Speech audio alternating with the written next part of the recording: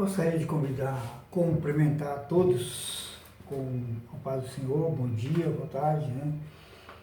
E hoje eu queria falar sobre um assunto que vem tocando nesses últimos dias, né? E eu posso falar sobre ele porque eu passei por um período, e esse período foi um pouquinho terrível. Eu passei por uma situação meio parecida e tive um amigo meu que também passou. Eu tive a oportunidade de conversar com ele, trocar experiência, ajudá-lo, e isso serviu para minha ajuda própria, né? Ajudar a mim pessoalmente. E até eu vi uma postagem no Facebook, e essa postagem falava sobre depressão, né? Depressão, se você conhece alguém, você está disposto a ouvir, né? A emprestar um pouquinho o seu tempo, os seus ouvidos para ouvir uma pessoa, né? E se você também se encontra numa situação de depressão, se você também está disposto a se abrir, né? A falar sobre isso com um amigo ou com uma pessoa de sua confiança. Por que eu estou falando isso? Porque a depressão é como um sentimento de amor que você sente por alguma pessoa.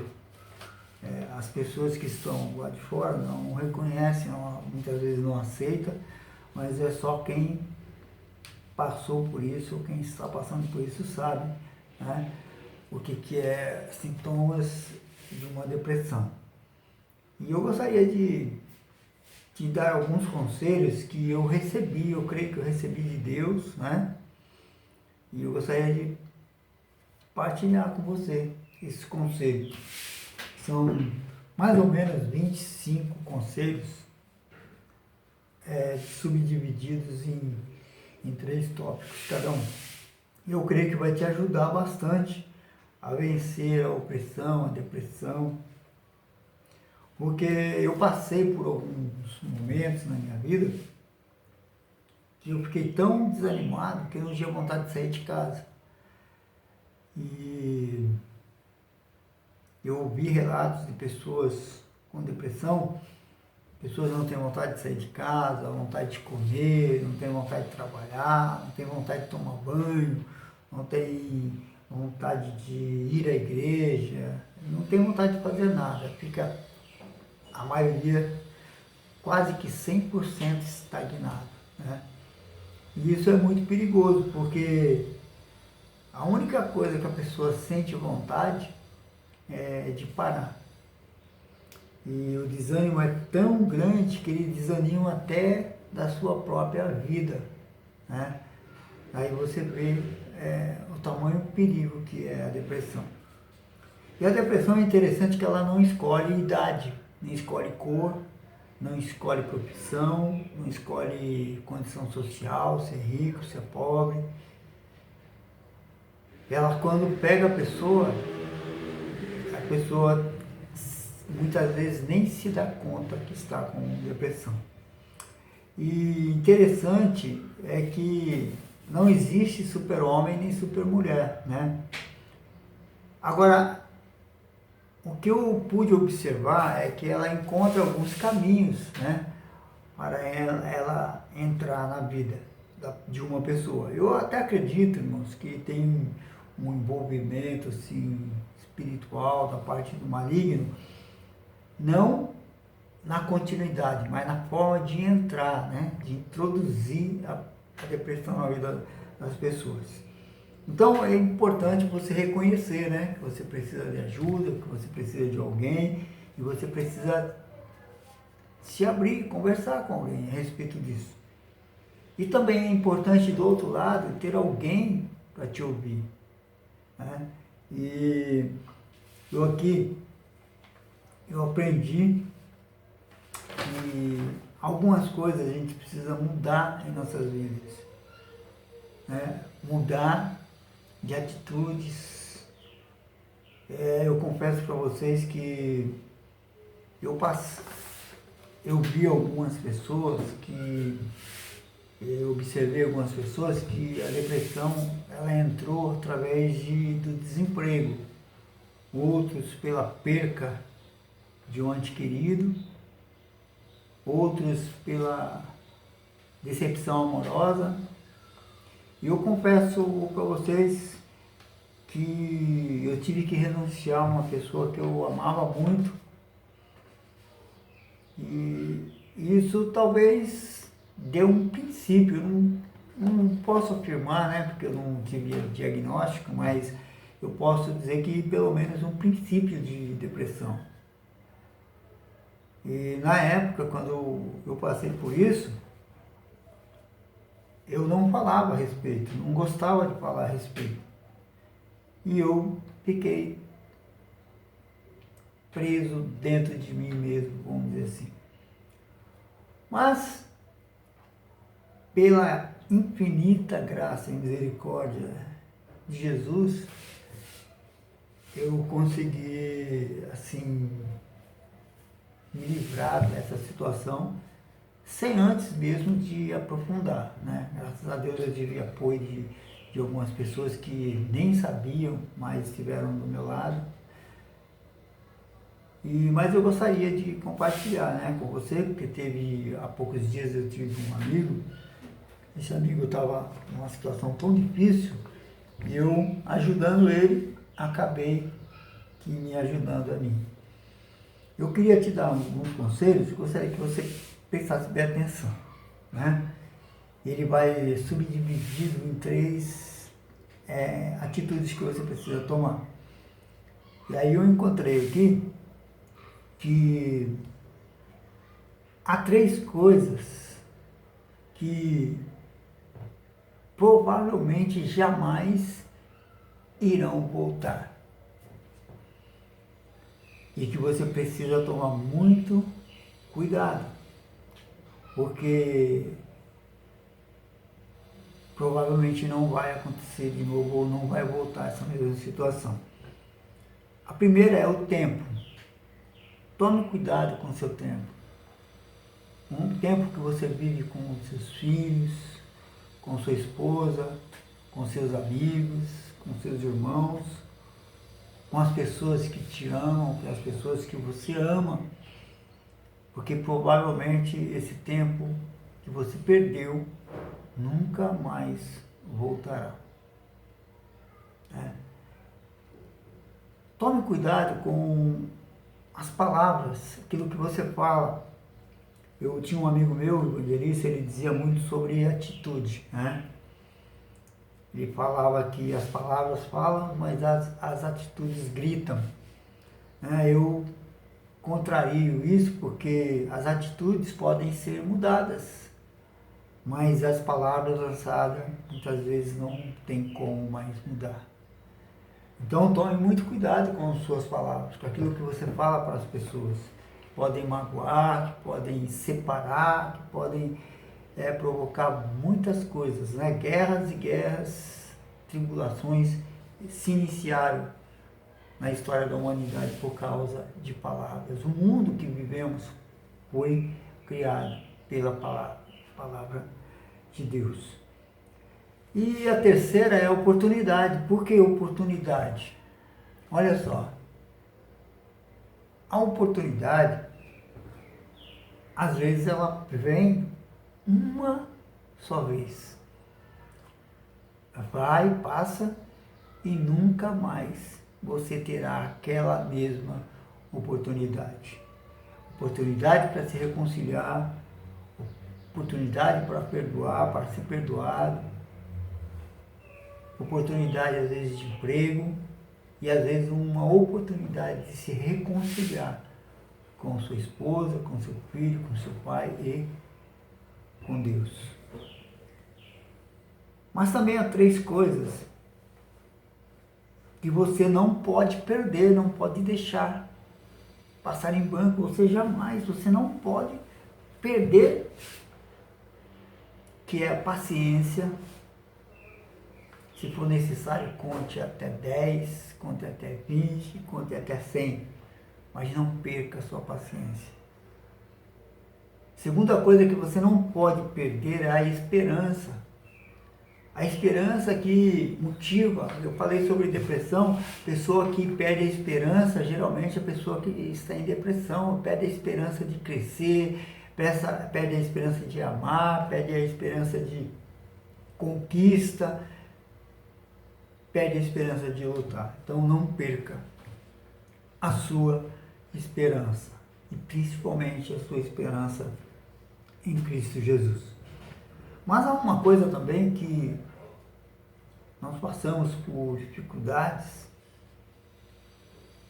mas não podemos perder. Não podemos nos vender por poucas coisas.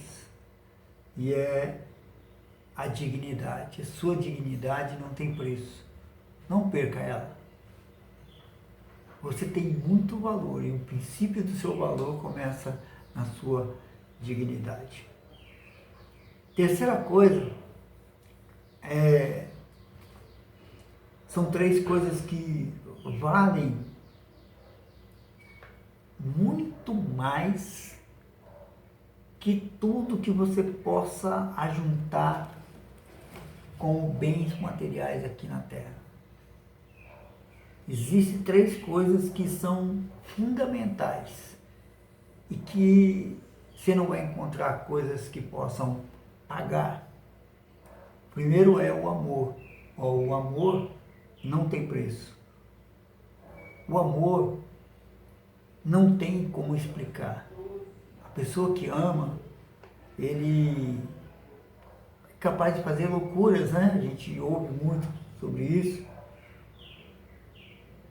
Eu posso falar muito a respeito disso, né? Graças a Deus não fiz loucura, mas amei muito, amo ainda pessoas, e por amor, né? Um pai luta pelo filho, uma mãe luta a ponto, às vezes, de até se colocar a sua vida à disposição no lugar de um filho, de uma pessoa que ela ama. Então o amor não tem como a gente calcular. A gente vê lá, São João 3,16, Deus, por amor, diz que amou o mundo de tal maneira, ou seja, não tem como calcular, não tem tamanho, que deu o seu Filho unigênito por mim e por você. Segunda coisa que não devemos que valem mais do que muitas coisas são os nossos princípios, aquilo que fomos ensinados de bom, que aprendemos de bom. Os nossos princípios, às vezes, nos faz perder algumas coisas, né?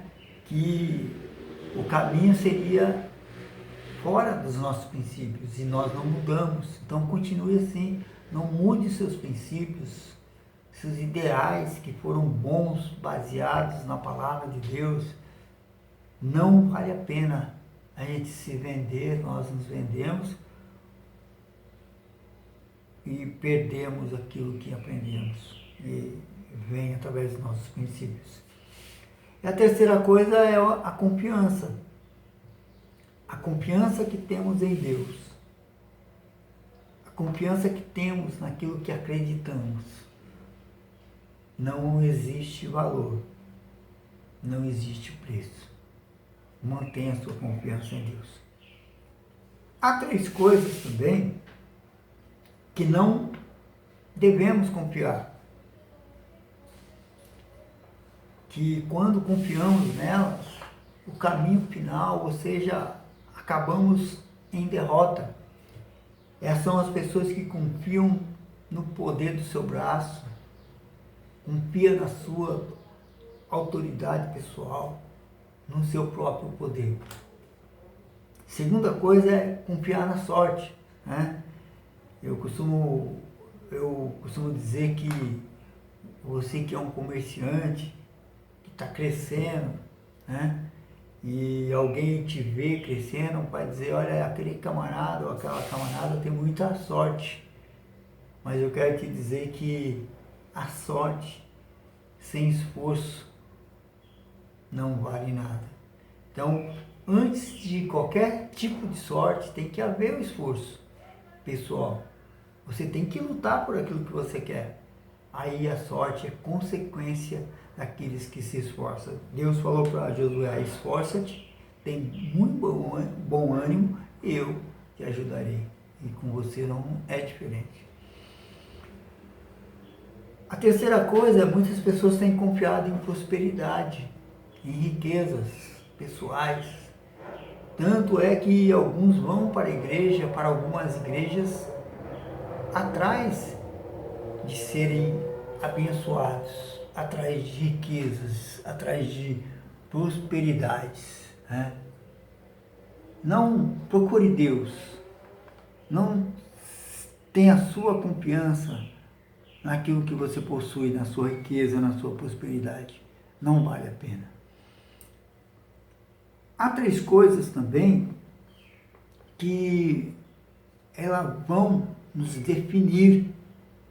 As pessoas vão olhar para nós e vão nos definir, vão nos classificar baseado naquilo que nós nos apresentamos. Aí alguém pode dizer: mas eu não devo nada para ninguém, né? Eu faço o que eu quero. Não é isso que a Bíblia diz. A Bíblia diz que nós somos rodeados de uma tão grande nuvem de testemunhas, de pessoas que estão nos olhando, tanto no mundo físico quanto no mundo espiritual. E elas nos definem por aquilo que somos. Então nós precisamos, nós mesmos, nos definir como a nossa honestidade. Seja honesto em tudo. Nos define pelo nosso trabalho, aquilo que fazemos, né? Às vezes tem pessoas que começam a fazer uma coisa e não terminam. Existem pessoas que começam com uma grande empolgação, mas não conclui da forma correta ou não faz o seu trabalho direito. Você é definido, nós somos definidos pelas pessoas, também pelos nossos trabalhos. E por final, olhando a nossa honestidade, o nosso trabalho, nós vemos o que é o resultado. Aquele que trabalha tem um bom resultado, aquele que é honesto tem um bom resultado da sua honestidade. E o resultado será bom. Então você será definido, você se definirá pela sua honestidade, pelo seu trabalho e pelos resultados da honestidade e do seu trabalho. Também há três coisas que podem destruir, olha só, podem te levar à destruição, à derrota. E essas coisas você precisa tomar cuidado, porque ela está enxucalhada, entronizada na onde? Na sua alma. Pode te levar à derrota. E ela é uma das coisas que mais tem destruído, que mais tem levado pessoas à destruição. E interessante que não estão sendo empurradas para a destruição. Não são as pessoas de fora, externas, que estão levando essas pessoas para a derrota, mas são elas mesmas, através dessas três coisas. A primeira é o remorso. Existe uma coisa, meu querido, que é diferente entre o remorso e o arrependimento. Nós vemos, né, Judas, ele se arrependeu do que ele fez com Jesus. Só que ele tinha um remorso tão grande por ter errado, que o remorso não deixou ele a reconhecer que Jesus tinha o poder, mesmo ele tendo traído, tinha o poder de perdoar. E é interessante que as pessoas que têm remorso por aquilo que fez, ao contrário de arrependimento, eles não se consertam. Eles têm medo da pessoa que ele errou, que ela errou. Ela não pede perdão. Ela fica retraída e muitas vezes leva pessoas a suicídio, leva pessoas a derrotas financeiras, derrota na sua vida conjugal, leva a derrota na vida material, na sua vida profissional. Então o remorso leva à destruição. Então é melhor se arrepender. E o arrependimento, ele, como o remorso, vem lá de dentro. E a segunda coisa é o orgulho. O orgulho, meu querido, tem levado muitos casais à separação. Eu posso falar a respeito disso com propriedade. O orgulho tem levado pessoas a não voltar atrás, muitas vezes, no seu erro. O orgulho tem levado pessoas a caírem no abismo. E você deixa de ser orgulhoso e orgulhosa. O orgulho leva a pessoa à prepotência. Existem dois tipos de orgulho. Um orgulho é aquele que o pai tem pelo filho estar indo bem na escola, estar indo bem profissionalmente. É um orgulho benigno, não faz mal. Mas existe o orgulho maligno, é aquele que você não quer se abaixar. Você acha que se você pedir perdão, você está se humilhando. Você acha que se você voltar atrás, você está sendo derrotado. Não. Olha só, meu querido, o povo de Israel saiu do Egito, já estava na beira, praticamente do lado do Mar Vermelho para atravessar, e Deus vai até Moisés e fala: Moisés, diga para que o meu povo retroceda um pouco. O orgulho tomou conta de Finéias, né? E do seu parceiro, que eles foram até Moisés: não, vou voltar para trás para a gente morrer. Antes tivéssemos ficado no Egito, porque lá tem covas, lá tem cemitério. E voltaram os dois voltaram e foram mortos pelo faraó, porque o inimigo não perdoa, e principalmente as pessoas orgulhosas não são perdoadas pelo próprio adversário e por você mesmo. Então começa a quebrar o seu orgulho. Tem um louvor que fala assim: quebra o meu orgulho, eu preciso reconhecer as minhas falhas, só eu também preciso. Confesse ao Senhor que você está sendo orgulhoso, orgulhosa, que você precisa mudar. Eu tenho certeza que Deus vai te abençoar. E o terceiro é a raiva, ou a gente chama de ira, né? E a Bíblia diz: ireis, mas não pequeis. Às vezes a pessoa fica tão irada com uma coisa que lhe fizeram, com o mal que estão projetando contra ele, ou desejando, que ele fica tão irado, mas tão irado, que ele se transforma. Ela se transforma. Perde a bênção, perde muitas vezes a sua vitória por causa da ira. Então, o conselho que eu te dou: ireis, mas não pequeis, porque quando você peca contra você mesmo. Amém? E há mais três coisas que elas são difíceis de se dizer, três palavras, três pequenas frases difíceis de ser ditas, principalmente pelos orgulhosos. Presta atenção, você que é orgulhoso. Há três palavras que vão mudar o rumo da sua vida se você passar a usá-las. Essa palavra, uma delas, ela tem um poder tão grande. Ela diz assim: eu te amo. Essa palavra te amo, ela não precisa ser dita por um casal de namorados, casal de marido e mulher. É uma palavra que ela abrange pai, filho, filhos e pais, irmãos, amigos, companheiros de trabalho.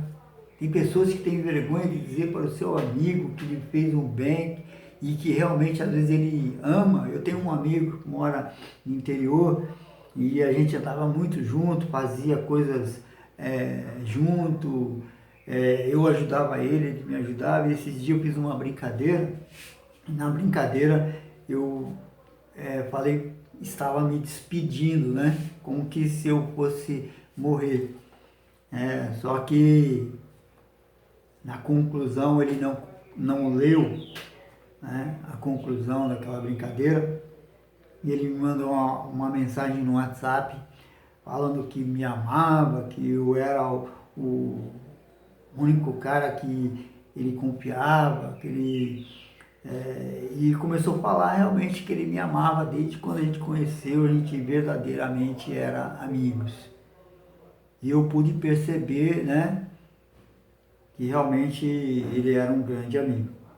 E essa palavra, amor, a Bíblia diz: Deus amou o mundo, Deus te amou, Jesus te amou primeiro, Jesus, né, ele dispensou um amor tão grande por você que ele deu o seu filho. Jesus morreu por nós, por causa do amor que ele tem por nós, por mim e por você. Então o amor, essa palavra, declarar o amor, ela é importante. Às vezes as pessoas precisam ouvir você falar que ama elas. Como você também precisa ouvir alguém dizer que te ama. Mas comece, dê esse primeiro passo. Diga para alguém que você ama, diga para a sua esposa que você a ama, diga para o seu filho, para a sua filha que você a ama, não importa a idade. Se você o ama, se você a ama, diga. Use essas duas palavras, te amo. Você vai ver que as coisas vão começar a mudar. A segunda, eu falei que essas 3 frases são difíceis, né? A segunda, ela é um pouquinho, talvez seja mais difícil, porque ela envolve a atitude de perdoar. Você já pode falar para alguém: olha, eu te perdoo. Eu vou te perdoar. Eu te perdoo por esse mal que você me fez. Eu sei que é difícil muitas vezes perdoar alguém, mas essa palavra te amo, a palavra eu te perdoo, você está perdoado, ela tem que nascer lá das nossas entranhas, né? Da divisão da nossa alma e do nosso espírito. Porque ela precisa ser sincera, essas palavras. Perdoa, passa a ser perdoado. Você viu a oração do Pai Nosso? A oração do Pai Nosso tem um segredo. Porque Jesus falou nela assim: olha, se você quer ser perdoado, você precisa começar perdoando. E ele falou assim: olha, tem uma oração que eu vou ensinar para vocês, e essa oração é infalível. Não existe enfermidade, não existe dor, não existe problema, não existe nada que, através dessa oração, você não consiga a conquista e a vitória. E ele começou a ensinar os discípulos. Ele falou: Pai nosso que estás no céu, santificado seja o teu nome, seja feita a tua vontade, assim na terra como no céu. E sucessivamente você deve conhecer essa oração, a oração do Pai Nosso. E quando acaba ali, que ele fala: teu poder e a honra para todos sempre, amém? O pessoal para por ali. Só que ele tem um segredo, que é a continuidade, que é o versículo 12 e 13, se não me falha a memória, que é a continuidade da oração do Pai Nosso. Porque na oração do Pai Nosso, você diz: perdoa os meus pecados assim como eu perdoo os meus devedores. Perdoa as minhas dívidas assim como perdoo os meus devedores, aqueles que pecaram contra mim. Só que na realidade você está pedindo perdão, mas você já parou para pensar se você perdoou? E na continuidade diz assim: olha, vosso Pai Celestial não vos perdoará se você não perdoar aqueles que te ofenderam, aqueles que te fizeram mal. Então, a resposta da sua oração está condicionada ao seu perdão para aqueles que te fizeram mal. Mas, pastor, eu estou certo, a pessoa está errada. Deus não está. perguntando isso. Deus, quando Jesus morreu lá na cruz, de braços abertos, ele não olhou para mim se estava certo, se estava errado. Ele não olhou para você. Nós estávamos errados, nós é que pecamos. Mesmo assim, ele falou: Pai, perdoa, porque eles não sabem o que fazem. E é o que ele está dizendo para mim e para você. Olha, sabe por que eles pecaram contra você? Sabe por que eles estão fazendo coisas erradas contra você? Porque eles não sabem o que fazem. Essa é a palavra. Então, perdoa. E a terceira é a coragem de você dizer: me ajude. Quantas pessoas, meus amigos e irmãos, estão morrendo na depressão, estão passando fome, estão apanhando, mulheres sendo agredidas pelos companheiros. Quantas pessoas em situações terríveis, porque lhe faltam a coragem de pedir ajuda. E essa frase de 2 palavrinhas diz: me ajude. Talvez esteja faltando em você, mulher, em você, jovem, em você, criança, adolescente, que está sendo agredido, violentado, violentada. Abra sua boca. Existem formas, né? Tem um convênio do Ministério da Saúde, se não me falha a memória, tem uma campanha, acho que é da Rede Globo também, que você faz uma marca na sua mão e vai na farmácia e mostra. Tem bilhetinhos que você pode escrever, deixar em algum lugar. Mas abra sua boca, peça ajuda. Se você não pedir ajuda, não tem como alguém lhe ajudar. E a últimas, aqui, são 3 coisas que vão te impulsionar em todas as áreas da sua vida. Na área sentimental, na área profissional, na área de relacionamento conjugal ou relacionamento com amigos, irmãos, na sua igreja, no seu trabalho. Essas 3 coisas vão te impulsionar como um foguete. Você vai ser impulsionado rumo à vitória. Essas 3 coisas são: primeiro,